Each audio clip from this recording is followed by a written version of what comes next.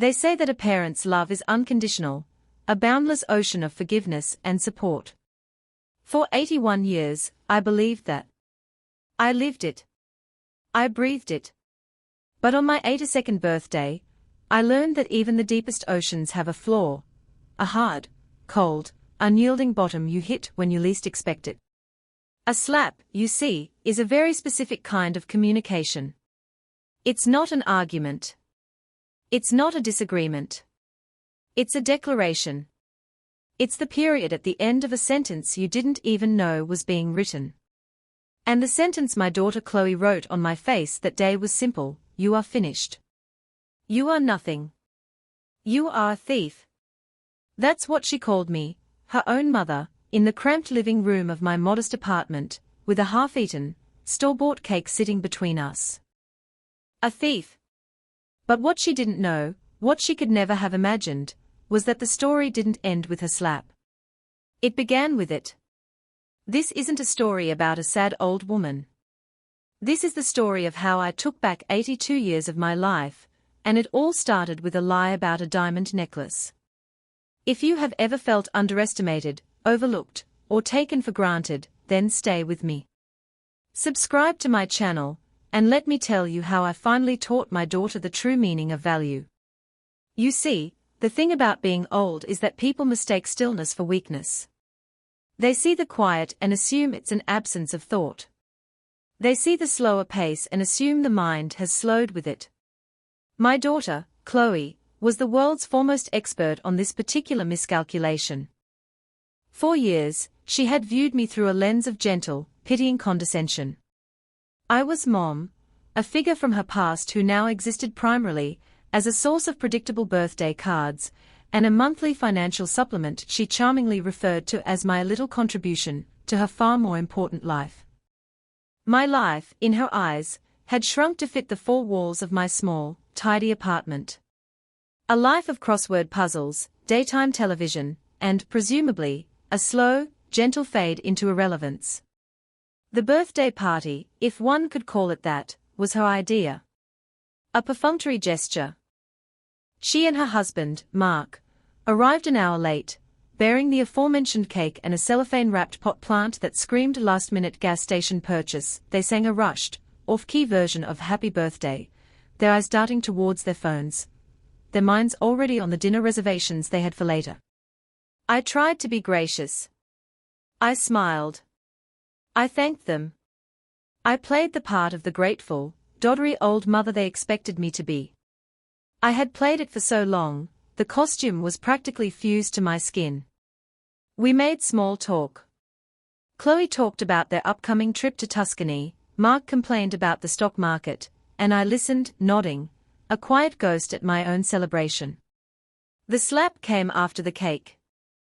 It was a culmination, a crescendo of disrespect that had been building for years, but the catalyst was so utterly mundane. I had been clearing the plates, my hands perhaps a little shakier than they used to be, and a fork clattered to the floor. Chloe sighed, a sound of pure, theatrical exasperation.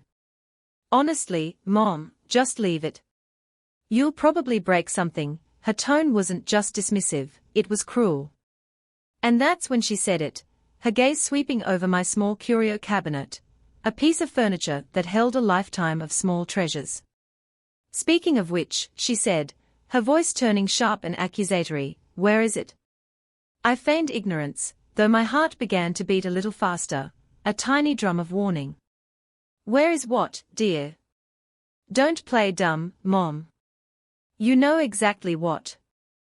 The necklace. Dad's diamond necklace. I wanted to wear it for the gala next month, and I was going to get it reappraised for insurance, but I don't see it here. She wasn't asking. She was demanding. Mark smirked, leaning back in his chair, enjoying the show. He always enjoyed it when Chloe put me in my place. He saw me as a liability, a drain on the resources that should be exclusively directed toward their lavish lifestyle. The diamond necklace.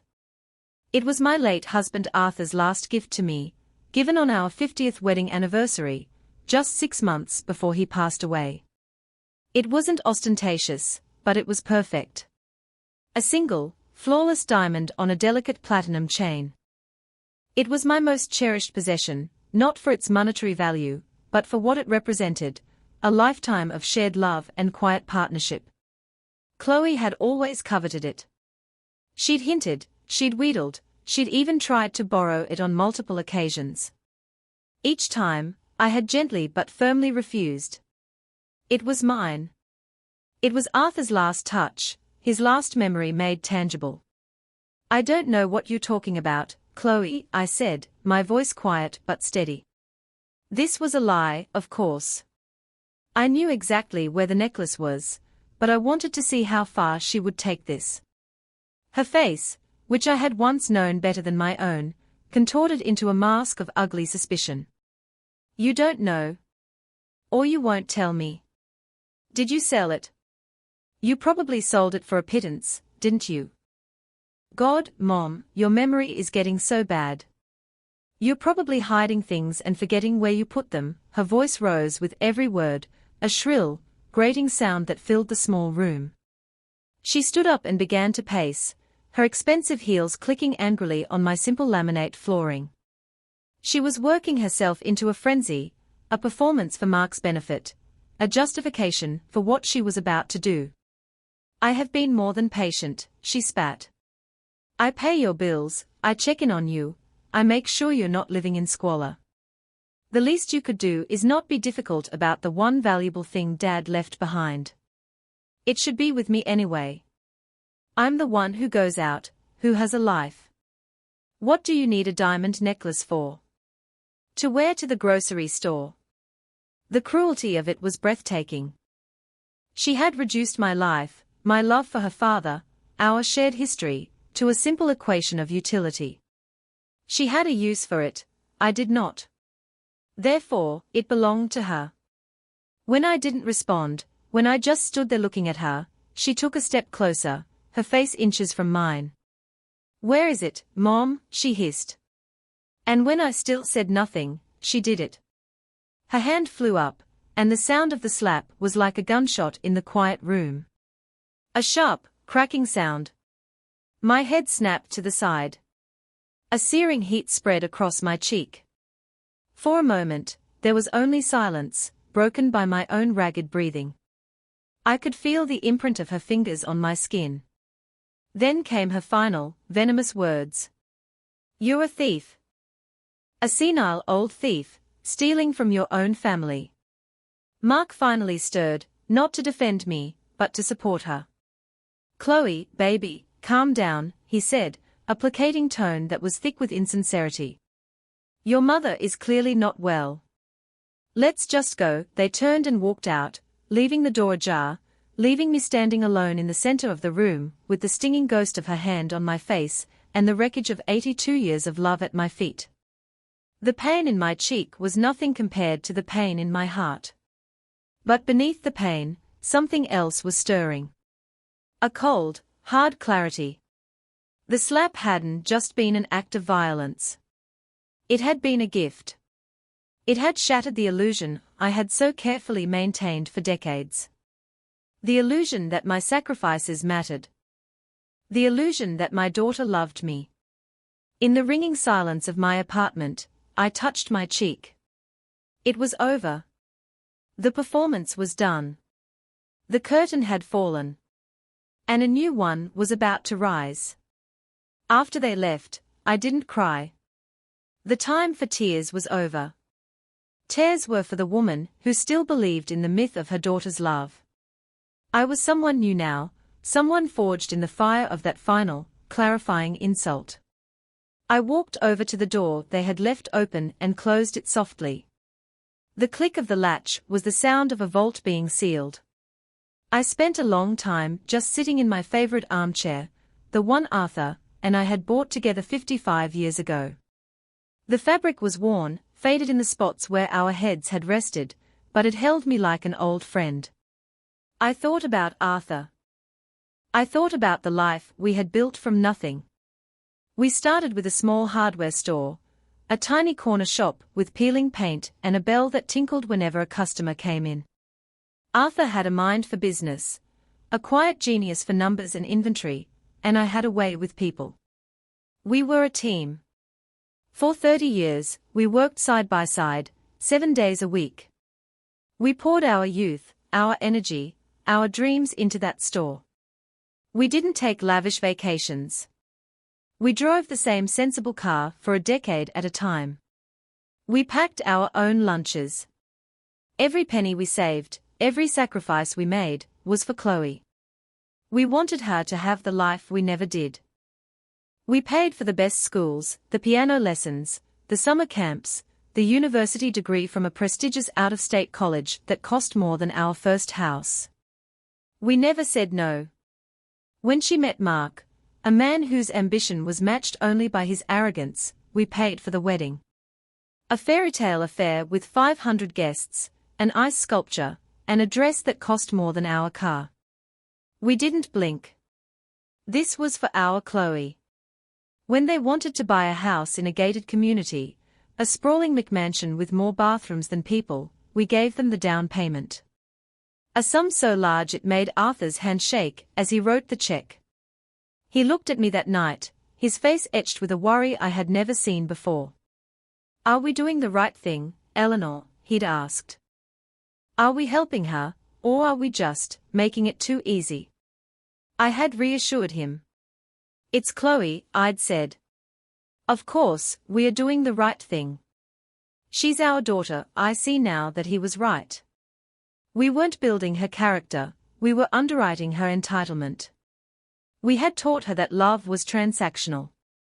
We had taught her that our role was to provide, and her role was to take. After Arthur passed, the dynamic only intensified. I sold the business. To Chloe, I said it was for a modest sum, just enough to live on. I told her I wanted to simplify, to downsize.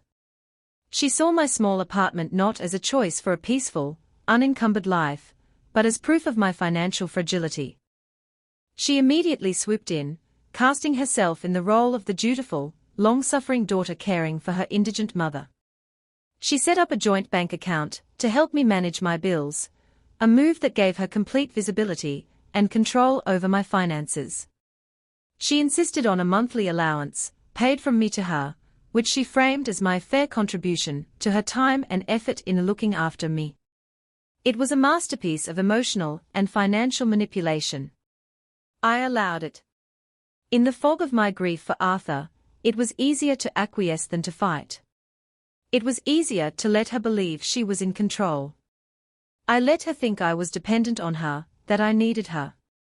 I see now that it was the other way around. She needed me to be weak so she could feel strong. She needed me to be poor so she could feel generous. The slap on my 82nd birthday was simply the moment her entitlement curdled into outright ownership. She didn't just feel entitled to my money, she felt entitled to my possessions, my memories, my very dignity. She believed she owned me. As I sat there in the deepening twilight, the city lights beginning to twinkle outside my window, I thought about that check Arthur wrote for her house. I thought about the wedding. I thought about the university tuition. I added it all up in my head, a lifetime of giving. And then I thought about the slap. It was the final entry on a ledger that was hideously, unforgivably unbalanced. And I knew, with a certainty that was as calm and as cold as the bottom of the ocean, that it was time to settle the account. That night, sleep was a stranger. But I didn't mind its absence. My mind was clearer than it had been in years, buzzing with a quiet, purposeful energy. The hurt was still there, a dull ache beneath my breastbone, but it was being rapidly replaced by something else, resolve. A hard, diamond-like resolve.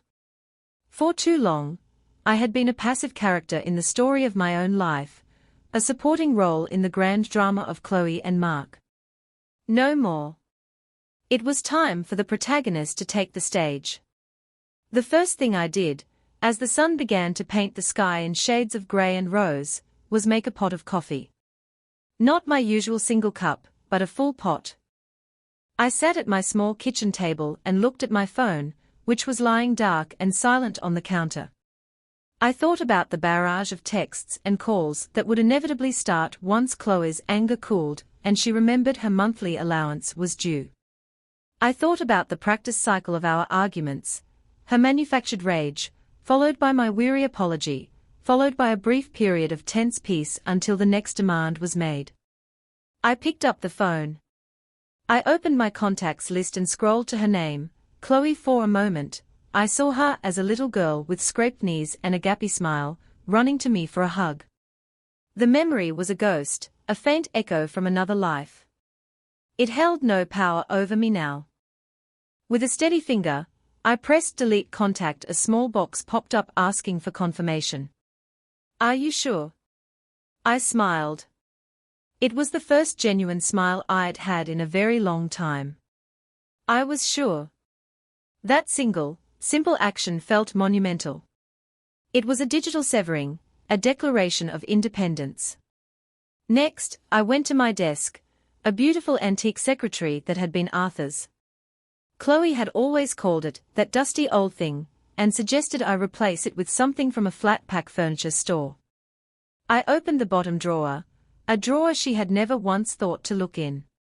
It was locked. I used a small, ornate key that I wore on a chain around my neck, hidden beneath my blouse. Inside was not a collection of sentimental letters or old photographs. Inside was a series of neat, meticulously organized files. Bank statements, property deeds, investment portfolios, legal documents. This was my secret world, the one Arthur had helped me build, the one I had carefully shielded from my daughter's greedy eyes. For years, I had let Chloe believe a fiction. I let her believe that the sale of our hardware empire, which had grown to include a chain of 12 stores across 3 states, had yielded a modest retirement fund. I let her believe that I was living on a fixed income, carefully budgeting every penny. The truth was substantially different. Arthur, my brilliant, careful Arthur, had been a savvier investor than anyone knew. The business wasn't just sold, it was acquired by a national conglomerate for a sum that was, to put it mildly, staggering. He had insisted we never tell Chloe the true amount. Let's see who she is when she thinks there's nothing left to get, he had said. Let's see if she loves her mother, or her mother's wallet. It was a test. A long, painful, 2-decade-long test. And the results were now in. I pulled out a thick file labeled Davison and Howe. Attorneys at law. I found the number for Mr. Howard Davison, our lawyer for 40 years, and one of Arthur's oldest and dearest friends. I knew he would still be practicing, if only out of habit. Men like Howard didn't retire, they just got older officers. I picked up the phone and dialed. I didn't have to wait for Chloe's panicked calls. I was going to make the first move. This was no longer about reacting to her provocations. This was about action. This was about reclaiming the narrative. The turning point wasn't the slap itself.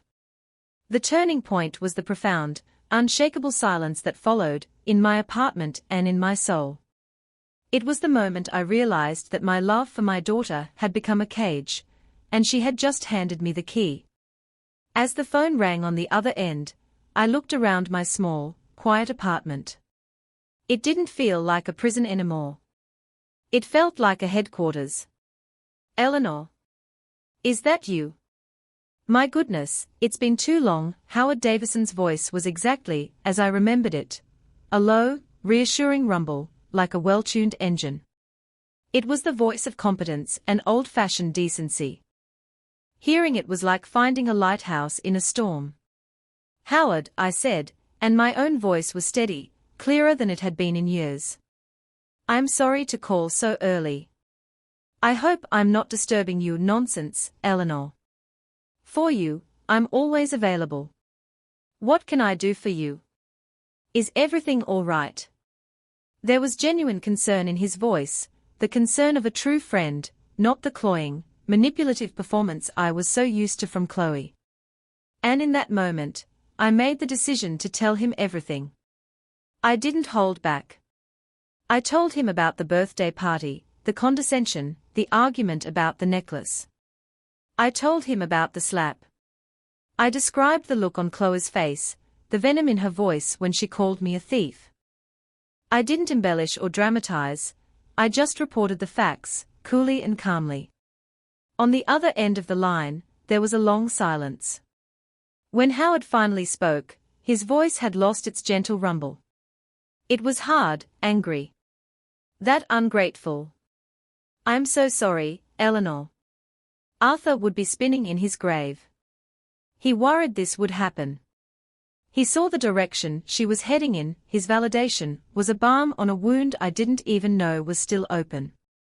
4 years, Chloe had subtly gaslighted me, making me feel like I was the difficult one, the unreasonable one.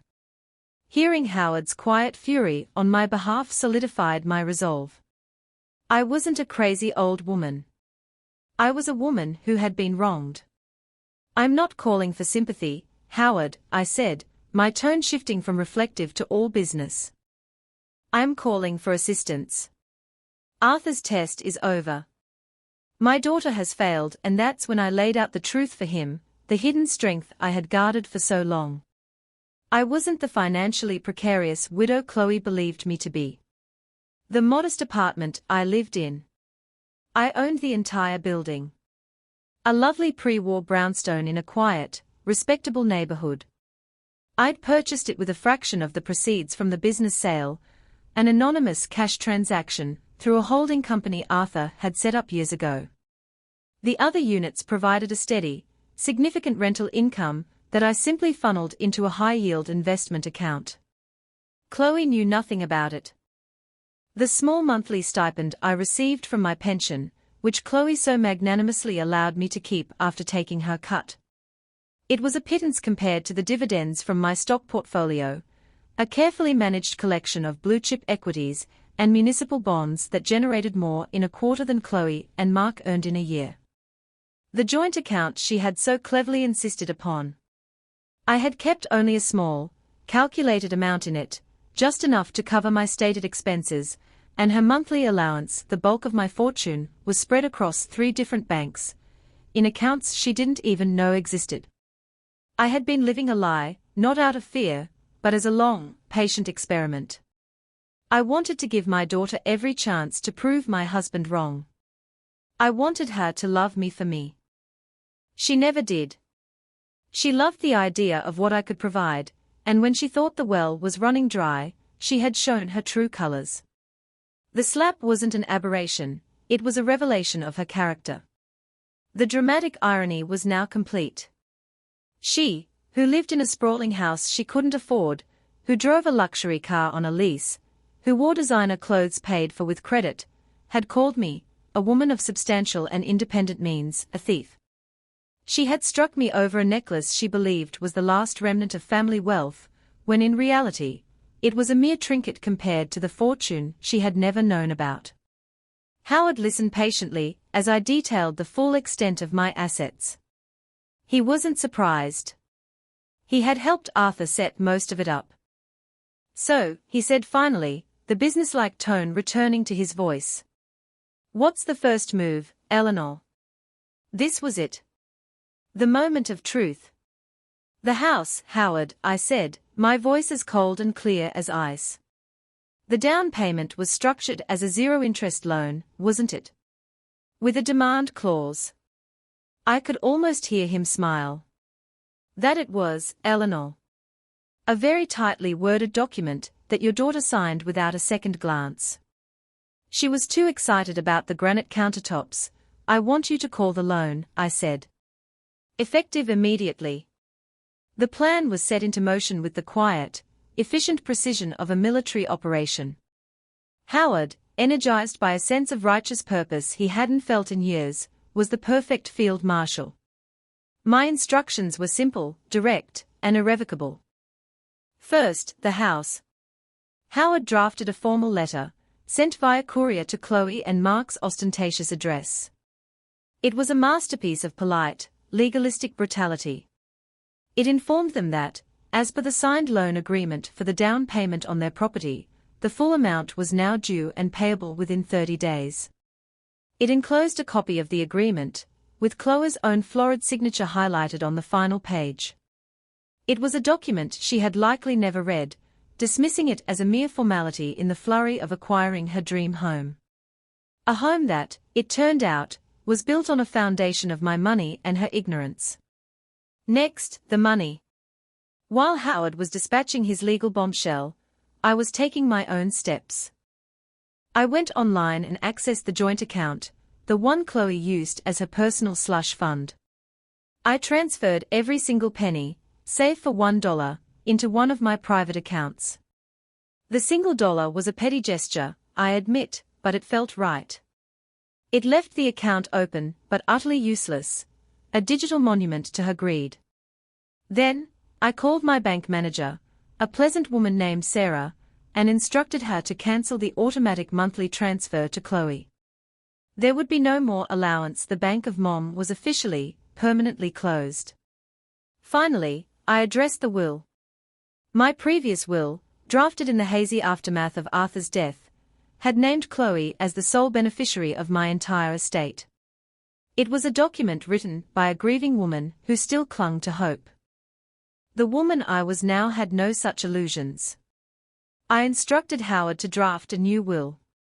In it, my entire fortune, the apartment building, the investment portfolio, the cash reserves, everything, was to be left to a charitable foundation Arthur, and I had always admired, one that provided scholarships for underprivileged students who wanted to go into trade and skilled labor, the very kind of work that had built our family's success in the first place. Chloe's name was not mentioned once. Each action was a snip of a thread. The loan recall. The bank transfer. The cancelled allowance. The new will. I was methodically, dispassionately dismantling the entire financial and emotional scaffolding that had propped up my daughter's life. I felt no glee, no thrill of revenge. I simply felt a sense of profound, quiet rightness. It was like cleaning a house that had been cluttered for far too long. With every step, I felt lighter. I felt the weight of decades of expectation and disappointment lifting from my shoulders. And then there was the matter of the diamond necklace. The supposed object of my theft. The truth about the necklace was my final, secret weapon. But its time had not yet come. I would save that for the grand finale. I knew what was coming next. The initial wave of shock and confusion from Chloe, followed by a tsunami of rage and panic. I was prepared. I had spent years absorbing her moods, placating her tantrums, managing her emotions. Now, I would simply observe them from a safe, fortified distance. The beautiful thing about my little apartment, the one she so despised, was that it had a very good security system, complete with a video intercom. I could watch the storm arrive without ever having to step out into the rain. The rest of the day passed in a strange, serene quiet. I made myself a simple lunch. I read a chapter of my book. I watched the people in the street below go about their lives. For the first time, I felt like one of them, an independent agent in the world, not just a satellite orbiting my daughter's sun. The silence was broken at exactly 5:17 p.m. My phone, which had been blissfully quiet, lit up. It was a text from an unknown number. "Mom, my card was just declined at the spa. What's going on? Did you forget to move the money?" I looked at the message, a relic from a former life. I didn't feel anger or pity. I felt nothing at all. With a calm finger, I blocked the number and deleted the message. The quiet returned. But I knew it was just the calm before the inevitable, glorious storm. The first volley was a text message. The second was a phone call an hour later, from another unknown number. I let it go to voicemail. The message, when I listened to it later, was a masterclass in escalating panic. Chloe's voice was tight, strained. "Mom, pick up the phone. I'm serious. The credit card for the house bills was also declined. Did you cancel the account? What is going on? This isn't funny." Call me back. Now, her tone still held the assumption of authority, the belief that this was all some sort of senile mistake on my part that she, the competent adult, would have to sort out. She had no idea that this wasn't a mistake, it was a strategy. The real fireworks began the next morning. I can only imagine the scene, Chloe, perhaps in her silk pajamas, sipping her artisanal coffee, opening the mail to find a crisp, formal envelope from Davison, and how. I picture her tearing it open, her expression shifting from irritation to confusion, and then to sheer, unadulterated terror, as she read the letter and the attached loan agreement. The first I heard of it was a frantic, almost incoherent voicemail that came in around 9:30 a.m. A loan? What loan? 30 days. This is insane. You gave us that money. It was a gift. You can't do this. Mom, you have to call this lawyer and tell him to stop. He's crazy. You're being manipulated. That old fossil is trying to steal your money. The pivot was stunning. In the span of a few hours, I had gone from being a thief to being the victim of a thief. It was no longer my fault, it was Howard's. I was now a poor, confused old woman being taken advantage of by a predatory lawyer. Her narrative had to protect her from the one truth she could not bear to face, that I had done this to her, deliberately and with a clear mind. The calls started coming every few minutes after that, from her phone, from Mark's phone. A barrage of desperation. I didn't answer. I simply silenced my phone and went about my day. I did a crossword puzzle. I watered the pot plant they had brought me, which was actually quite a lovely little orchid. Around noon, Mark tried a different tactic. His voicemail was dripping with a false, syrupy concern that was far more repulsive than Chloe's raw panic. Eleanor, he began, using my first name as if we were peers. This is Mark. Look, Chloe is very upset. We are all very worried about you. This call from this lawyer, it's not like you. We think you might be having some kind of episode. Maybe you're not thinking clearly. We just want to help. Please, just call us back so we know you're okay. We love you, love.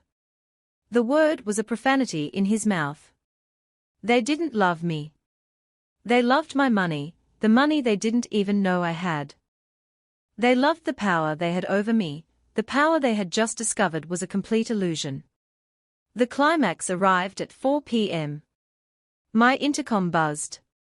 I pressed the video button, and there they were, standing on my front stoop, framed in the grainy black and white of the security camera. Chloe looked haggard, her face pale and blotchy from crying. Mark stood beside her, his arms crossed, trying to project an aura of intimidating authority that was completely undermined by the naked panic in his eyes. They looked like shipwreck survivors. Mom? I know you're in there. Open the door. Chloe's voice was tinny and distorted through the speaker. I said nothing. I just watched. Eleanor, don't be ridiculous. Mark shouted, stepping forward and pressing the buzzer again and again. We need to talk about this. You can't just cut us off and hide. We are your family. Family. Another word they had debased beyond recognition. They stood there for 10 minutes, buzzing and shouting, their desperation growing with every passing moment of silence. They were ants trapped in a glass jar, and I was the one holding it up to the light. Finally, Chloe sagged against the doorframe, her fight gone, replaced by a pleading whine. Mom, please. I'm sorry. Okay. I'm sorry. I was upset. I didn't mean what I said. Please just open the door. Please, her apology was as hollow as a drum. It wasn't born of remorse, it was born of fear. She wasn't sorry for slapping me. She was sorry she had been caught. She was sorry her ATM had been shut down. I watched her for another long moment, her shoulders shaking with what might have been sobs. Then, I calmly reached out and turned the intercom off. The show was over. The next stage would be on my terms, in a location of my choosing. After 2 days of letting them stew in the juice of their own consequences, I decided it was time.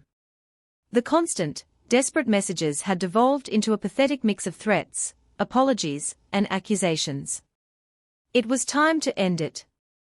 But I would not allow them to cross the threshold of my home again.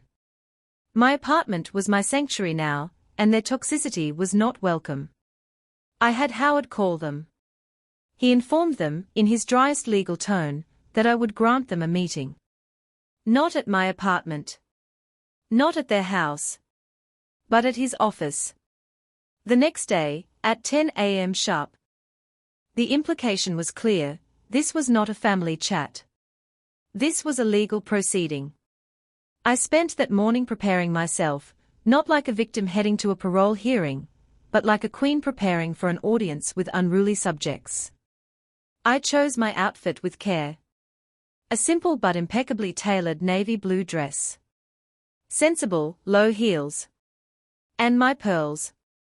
Not the ones Chloe knew, but a beautiful string of Akoya pearls that Arthur had bought me in Japan on a business trip 30 years ago. I had kept them hidden away, like so many other things. My appearance was a statement: I am not frail. I am not confused. I am in control. When I walked into the conference room at Davison and Howe, they were already there, perched nervously on the edge of polished leather chairs that looked far too expensive for them.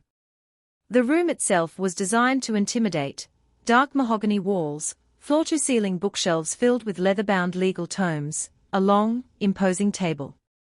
Howard sat at the head of the table, a silent, formidable presence. I took the seat opposite them, placing my handbag calmly on the table beside me. The silence stretched. Chloe stared at me, her eyes red-rimmed and pleading. Mark just glared, his jaw tight. It was Chloe who finally broke.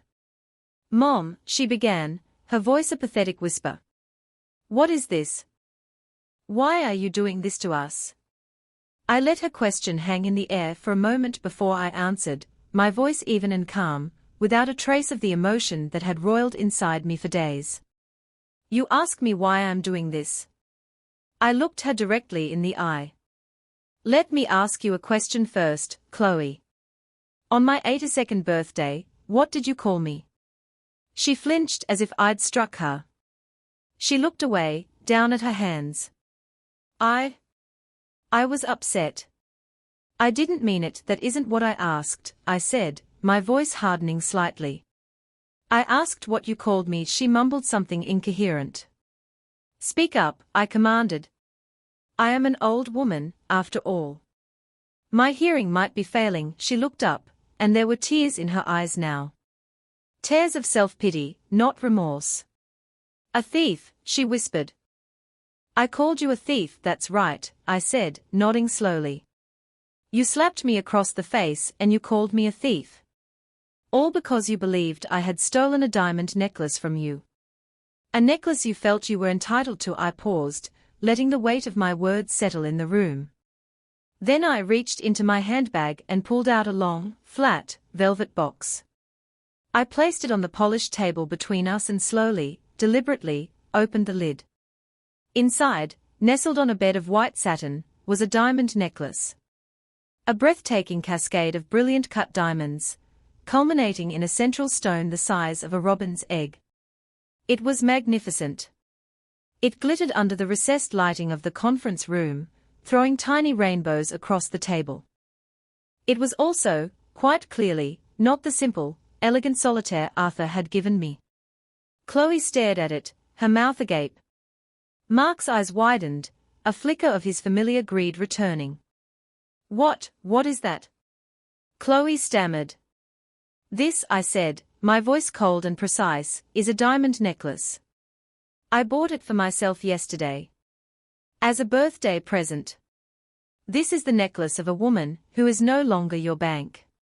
This is the necklace of a woman you do not know." I let that sink in before delivering the final blow. "The necklace you were so concerned about. The one your father gave me. I sold it, Chloe. I sold it 10 years ago. Her face crumpled in confusion. What? Why?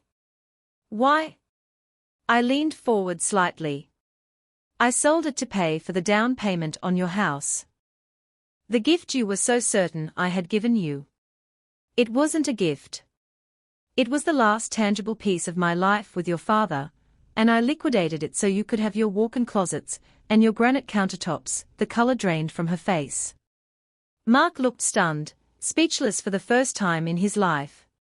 And now, I continued, my voice dropping to an almost conversational tone, I have a few more questions for you. Rhetorical, of course. If you had known that I owned this building, that I had a stock portfolio worth millions, that the money you were taking from me was a drop in the ocean, would you have still called me a thief? Would you have still slapped me? Or would you have been a little more careful with your investment? The truth, ugly and undeniable, was finally laid bare on that table, right next to the glittering, ostentatious proof of my independence. The silence that followed my revelation was the most profound I have ever experienced. It was not a peaceful silence, it was the dead, airless silence of a vacuum. Chloe sat frozen, her face a mask of disbelief and horror. The narrative she had constructed around me, poor, frail, dependent mom, had not just been challenged, it had been utterly annihilated. She was staring at a stranger, a woman of power and means she had never imagined possible. Mark, ever the opportunist, was the first to recover. His expression shifted from shock to a craven, calculating obsequiousness. He forced a smile, a ghastly, stretched thing. Eleanor, my God. We had no idea. This is wonderful news. Why didn't you tell us? We're family. We could have helped you manage it. His attempt to pivot was so transparently pathetic it was almost pitiable. He was already trying to find a new angle, a way to get his hands on this newfound fortune. Howard, who had been watching the entire exchange with the impassive gaze of a stone gargoyle, chose this moment to speak. I believe, he said, his voice a low growl, that my client has proven she is perfectly capable of managing her own affairs. In fact, she has been managing yours for quite some time. Mark's smile vanished. I looked at my daughter.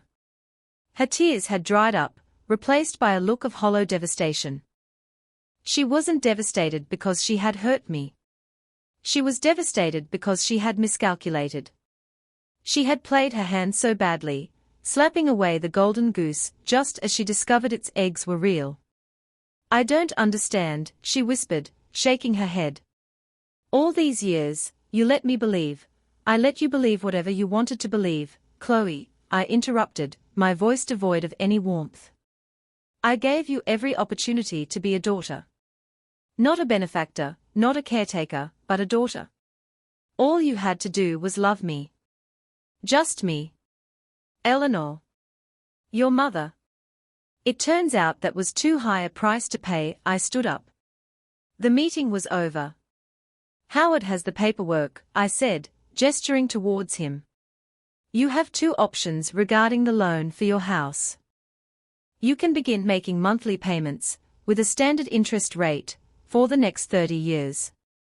Or you can default, in which case I will foreclose on the property. The choice is yours. I picked up my handbag and the velvet box containing my new necklace.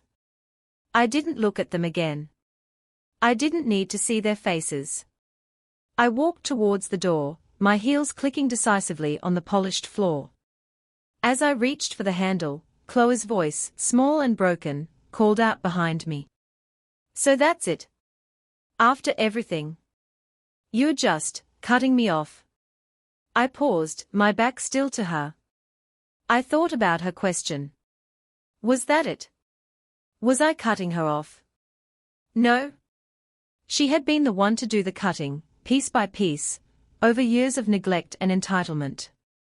The slap was just the final, decisive snip. I turned my head slightly, looking back over my shoulder. I'm not cutting you off, Chloe, I said softly. I'm setting myself free, and with that, I walked out of the conference room, out of the law office, and into the first day of my new life. The feeling was not one of triumph or revenge. It was something far deeper, far more satisfying. It was peace. The heavy cloak of obligation and resentment I had worn for so long had finally fallen away. I was light. The weeks that followed were a quiet revolution. I sold the brownstone. The profit was obscene. I had no need to be a landlady anymore. I took that money, and a significant portion of my portfolio, and I bought a place I had only ever dreamed of. A small, modern villa on the coast of California, with glass walls that looked out over the Pacific Ocean. A place Arthur and I had bookmarked in travel magazines, always saying someday my someday had finally arrived. I moved with only the things that brought me joy, my books, my worn armchair, a few photographs of Arthur, and my new necklace, which I wore not for anyone else, but for myself. A reminder of my own worth. I didn't hear from Chloe or Mark directly. Howard handled the communication. They chose to sell the house, of course. They couldn't afford the payments. They used the equity to pay back my loan in full, and with what was left, they moved into a much smaller rental townhouse in a less fashionable part of the city. Their social life, built on the illusion of wealth, apparently withered overnight. I felt nothing about this. Their fate was of their own making. My life, however, began to blossom. I found a local art class and discovered I had a modest talent for watercolor painting. I joined a hiking group for seniors and walked miles along the coastal cliffs, feeling the sea spray on my face. I volunteered at the local library, reading stories to children, their wide, innocent eyes a welcome antidote to the memory of my daughter's calculating stare. I reconnected with old friends, people I had lost touch with while I was submerged in the drama of Chloe's life. I traveled. I saw Paris in the spring and the autumn colors of New England. I was not lonely. I was gloriously, wonderfully, peacefully alone. I was free. I'm sitting here now on my terrace, watching the sun dip below the horizon, painting the sky in fiery strokes of orange and purple. The ocean is calm today, a gentle, rhythmic shushing against the shore. It's a sound that has become the soundtrack to my liberation. I'm wearing the diamond necklace. It feels cool against my skin. It doesn't represent wealth or status to me. It represents a decision. The decision to choose myself. The decision to demand the respect I had always deserved but had never been given. Sometimes, I think about Chloe. Not with anger anymore, or even with sadness. I think of her as a lesson. She taught me something vital in my 82nd year of life: you cannot force someone to value you. You cannot earn their love through sacrifice. True value, true worth, is something you must recognize and claim for yourself. The world is full of people who will happily define you by their own needs, who will shrink your world to fit their narrative. They will call you a burden, a thief, a ghost from the past. They will do this because your strength is an inconvenience to them. Your independence is a threat to their control. My story is not unique. Perhaps it resonates with you. Perhaps you have felt the sting of being underestimated, of having your love and your labor taken for granted by the very people you gave everything to. Perhaps you are sitting in your own quiet room, feeling invisible, feeling like your story is over. Let me tell you, it is not. A slap, a cruel word, a final act of disrespect, these things feel like an ending. But they can be a beginning. They can be the catalyst that wakes you from the long slumber of accommodation. They can be the key that unlocks the cage you didn't even realize you were in. My life is fuller and richer now than it has ever been. I am not just a mother, not just a widow. I am Eleanor. A painter of seascapes. A reader of stories. A traveler of the world. A woman who, at the age of 82, finally learned to be the protagonist of her own life. The power was always mine. I just had to decide to use it. So I want to ask you, what would you have done? When do you decide that enough is enough? At what point does unconditional love become unconditional surrender? Share your own stories in the comments below. Your experiences matter. Your voice deserves to be heard. And if my story has given you even a small measure of strength or inspiration, please subscribe to the channel. Because we all have a story to tell, and it's never too late to pick up the pen and write your own ending.